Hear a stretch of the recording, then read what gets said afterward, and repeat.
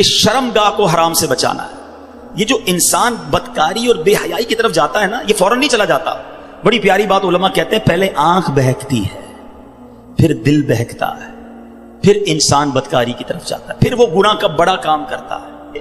کہ تنہائی کے گناہ سے بچنا یہ بڑی کمال کی بات ہے، اور یہ بڑے کہتے ہیں اللہ والوں کا طریقہ ہے. اللہ نصیب کر دے کہ جب گناہ کا موقع ہے، کوئی نہیں دیکھ رہا، اس وقت اے کاش دل پر یہ خیال جاں گزی ہو جائے کہ رب دیکھ رہا ہے. ایک بار حضرت ابراہیم بن ادم رحمۃ اللہ تعالی علیہ کی بارگاہ میں ایک شخص آیا، آ کر کہتا ہے حضور میں گناہ سے نہیں بچ پاتا. پلیز ذرا غور سے سنیے گا، بہت خوبصورت کیور اور پریکاشن ہے گناہوں سے بچنے کے حوالے سے اس واقعے میں. کہتا ہے حضور میں بچنا چاہتا ہوں، گناہ ہو ہی جاتا ہے. ہو سکتا ہے میرے بھائی یا نوجوان بھی ایسے ہوں کہ جو چاہتے ہیں گناہ نہ کریں مگر گناہ ہو جاتا ہے. حضرت ابراہیم بن ادم نے کہا اچھا ایسا کرو، گناہ کرنا چاہتے ہو؟ کہتا ہاں بچ نہیں پاتا، مجھے کرنا پڑتا ہے گناہ. کہا ٹھیک ہے، اب جب بھی تمہارا گناہ کرنے کا جی چاہے نا تو اللہ کا رزق کھانا چھوڑ دینا. کہتا حضور یہ کیسے پاسبل ہے؟ دنیا میں جو کچھ ہے وہ اللہ نے عطا کیا، اس کے بغیر تو جی نہیں سکوں گا. کہا اچھا اب گناہ کرنے کا جی چاہے تو ٹھیک ہے گناہ کر لینا، مگر ایسی جگہ جا کے کرنا جہاں اللہ نہ دیکھ رہا ہو.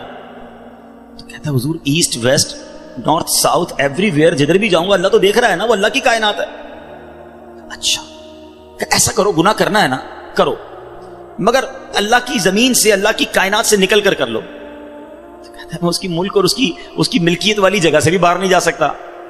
اچھا گناہ کرنے کا جی چاہے ٹھیک ہے، کرنا چاہے تو کر لینا، مگر جب ملک الموت تمہاری روح قبض کرنے آئے نا تو ان کو منع کر دینا کہ نہیں میری روح قبض نہ کریں، میں نے ابھی توبہ کرنی ہے. تو کہا حضرت nobody have power to deny. کون ہے جو ملک الموت کو منع کر سکے گا کہ میری روح قبض نہ کرو؟ جو وقت ہے وہ تو آ کر رہے گا. فرمایا اچھا پھر ایسا کرو گناہ جتنے کرنے کر لو، مگر قیامت کے دن جب فرشتے تمہیں جہنم کی طرف لے جانے لگے نا تو ان کو منع کر دینا کہ نہیں میں نہیں جاتا. کہا حضرت یہ کس کے پاس پاور ہے؟ وہ تو گھسیٹتے ہوئے جہنم میں لے جائیں گے، وہاں تو جو حکم ہو گیا اس پر عمل ہوگا. اب حضرت ابراہیم بن ادم نے پہلے کہتے ہیں نا مقدمہ، ایک آپ کہتے ہیں نا پہلے جزیات جمع کیے، باقاعدہ اس کا مائنڈ سیٹ بنایا، اب اسے خوبصورت سمری بیان کی. فرماتے بیٹا ایک بات سنو، تم اللہ کا رزق کھانا چھوڑ نہیں سکتے، اللہ کے ملک سے باہر جا نہیں سکتے، مرنے سے پہلے ملک الموت آئے تو ان کو منع نہیں کر سکتے، جہنم کے فرشتے تمہیں عذاب کے لیے لے جائیں تو ان کو بھی روک نہیں سکتے. جب یہ سارے کام نہیں کر سکتے تو پھر ایک کام کر لو، گناہ کرنا ہی چھوڑ دو. پھر وہ بندہ زارو کتار رونے لگا اور کہتا ہے حضرت میں وعدہ کرتا ہوں آج کے بعد گناہ نہیں کروں گا. اے میرے بھائیوں میرے نوجوانوں، میں بہت اچھی طرح جانتا ہوں، میں آپ کی لائف گزار چکا ہوں، میں بھی اسٹوڈنٹ رہا ہوں. یہ لائف بڑی ڈیفیکلٹ ہے، شیطان اس میں بڑا حملہ کرتا ہے، نفس بڑا حملہ کرتا ہے، گناہوں کی طرف بہت کھینچتا ہے. مگر یہ ولیوں کا شیوا ہے کہ وہ جوانی میں عبادت کرے. اللہ کو بڑا پسند ہے وہ نوجوان. اللہ فرشتوں پر فخر فرماتا ہے کہ دیکھو میرا بندہ جوان ہے اور میری عبادت کر رہا ہے. مگر آج جوان کہتا ہے جوانی تو دیوانی ہے، مزے کرنے کے دن ہیں. مولوی صاحب بوڑھا ہونے کے بعد میں اللہ اللہ ہی کروں گا، 40-50 سال کے بعد میں مسجد میں بھی چلا جاؤں گا، میں داڑھی بھی رکھ لوں گا، ابھی تو انجوائے کرنے دو. چلو آج آپ اور میں ایک ڈسکس کر لیتے ہیں. If you want to enjoy in this life, آپ چاہتے ہیں کہ ابھی مزے کرنے دیں، بعد میں نے توبہ کر لینی ہے، تو ایک چھوٹی سی ڈیبیٹ آپس میں کر لیتے ہیں. چلیں جناب، آپ میں سے کون ہے اتنے بڑے ہال میں جس کے پاس یہ گارنٹی ہے کہ وہ 50 سال کا ہونے تک زندہ رہے گا؟ Anybody have guarantee? Nobody has guarantee. 50 سال زندگی مجھے ملے گی، کوئی ہے؟ نہیں ہے. چلیں ایسا کوئی بھائی بیٹھا ہو جو بتائے جو 1 سال میں زندہ رہوں گا؟ Nobody has guarantee for live for 1 year. چلو 1 ہفتہ زندہ رہنے کی گارنٹی ہے، کل صبح تک زندہ رہنے کی گارنٹی ہے.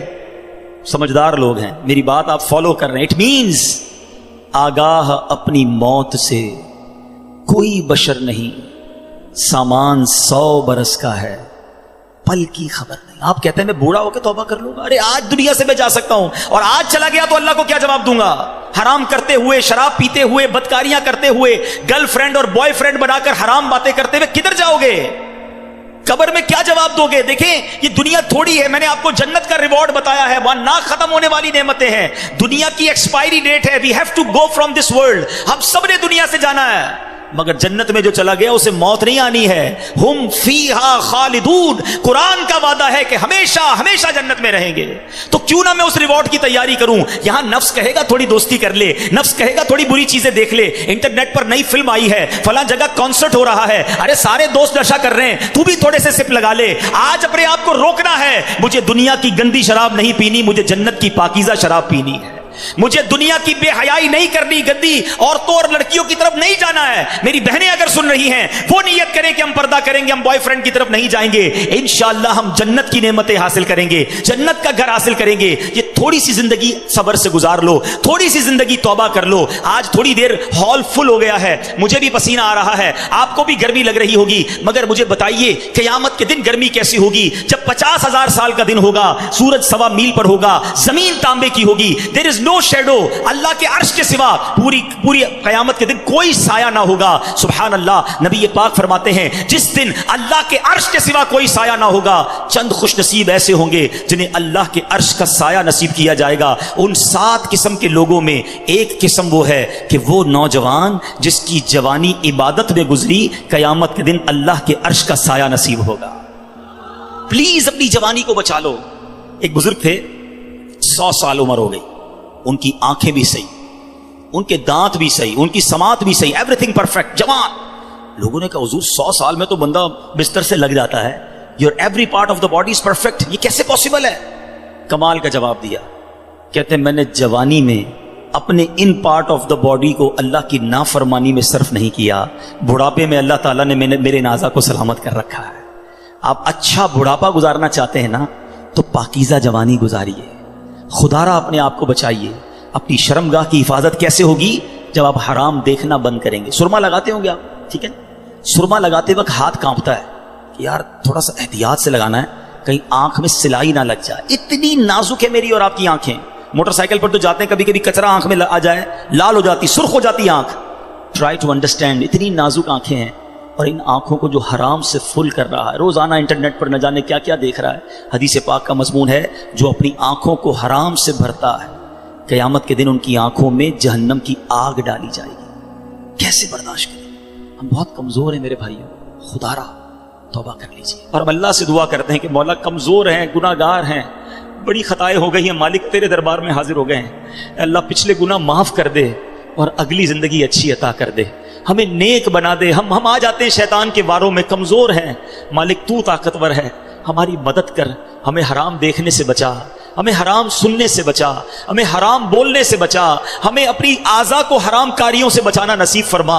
اور جن خوش نصیبوں کو نبی پاک نے جنت کی گارنٹی دی ہے، اے اللہ ان خوش نصیبوں میں ہمیں بھی شامل فرما لے. یہ بدکاری کتنا برا گناہ ہے. یہ جو لوگ حرام کاری کی طرف جاتے ہیں تھوڑی سی انجوائمنٹ کے لیے، ایسے پروگرامز میں جانا جو آپ کا دل اس طرف لے جائیں حرام کاری کی طرف، ہمیں پہلے پریکاشن کرنی ہوگی کہ تاکہ ہم اس طرف نہ جائیں اور اپنے آپ کو بچا لیں. تو آج میرا میسج یہی ہے، آج میرا پیغام یہی ہے کہ خدا را اپنی زبان کی حفاظت کریں، اپنی آنکھوں کی حفاظت کریں، اپنی پاکیزگی کی حفاظت کریں، نہ جائیں حرام کاریوں کی طرف. اب اس میں بہت بڑا پرابلم پتہ ہے کیا ہے؟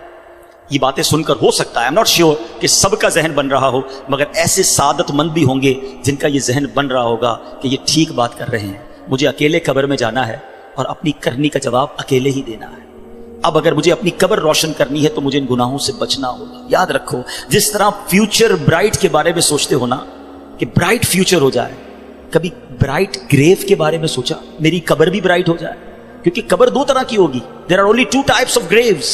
رسول اللہ صلی اللہ علیہ وسلم فرماتے ہیں قبر 2 طرح کی ہوتی ہے، حدیث پاک کا مضمون ہے، یا تو جنت کا باغ یا دوزخ کا گھڑا.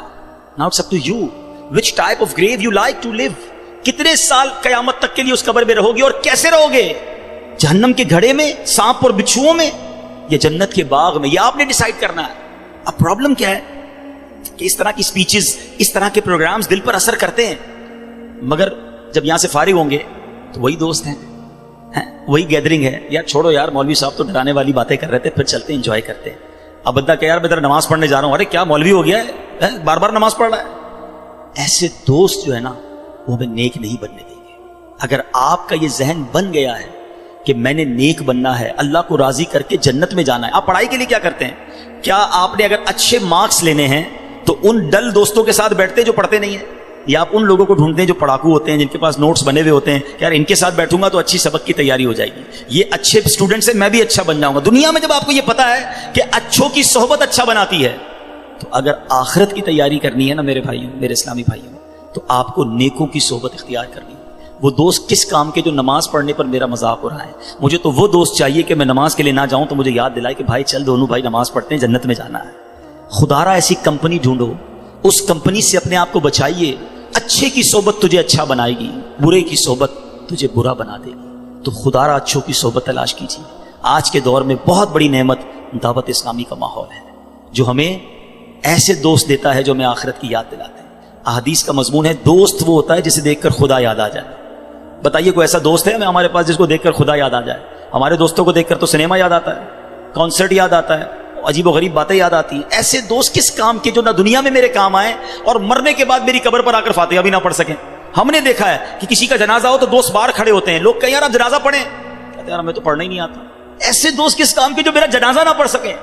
अल्लाह करे मेरे ऐसे दोस्त हों कि मुझे सुन्नत के मुताबिक गुस्ल दें, कफन दें, मुझे कब्र में उतारें और नमाजें पढ़ पढ़ के मुझे इसाले सवाब करते रहें।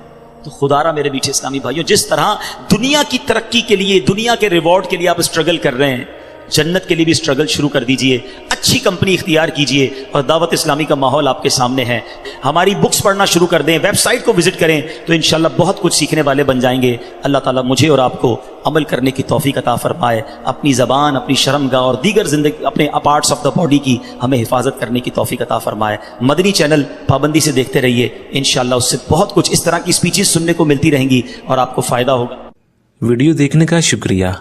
अगर आप चैनल पर नए हैं तो सब्सक्राइब कर लें और साथ ही साथ बेल आइकन पर भी क्लिक कर दें ताकि यूट्यूब हमारी हर वीडियो का नोटिफिकेशन सबसे पहले आपको भेज दे। जज़ाकल्लाह।